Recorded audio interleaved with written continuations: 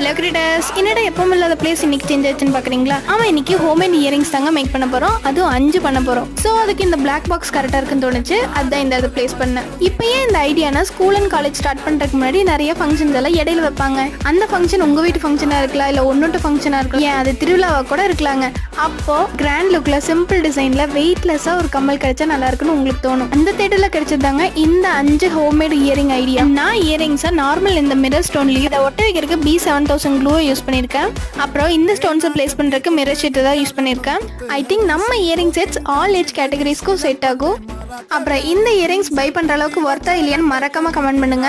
உங்களோட ரிப்ளை கிடைச்சதா இதுக்கப்புறம் நம்ம பண்ணலாமா வேணாமான்னு டிசைட் பண்ணுவேன். நம்மளோட சிம்பிள் லுக் இயரிங்ஸ் பிடிச்சிருந்தா லைக் பட்டனை கிளிக் பண்ணி பார்த்துட்டு ஸ்வைப் பண்றதுக்கு முன்னாடி சப்ஸ்கிரைப் பண்ணி சப்போர்ட் பண்ணிருங்க. மறக்காம இந்த 5ல உங்களோட ஃபேவரட் எதுன்னு கமெண்ட் பண்ணிருங்க. அண்ட் இந்த இயரிங்ஸோட ஃபைனல் ரிசல்ட் நாளைக்கு வீடியோல போஸ்ட் பண்றேன். மறக்காம செக் அவுட் பண்ணி பாருங்க. Bye by.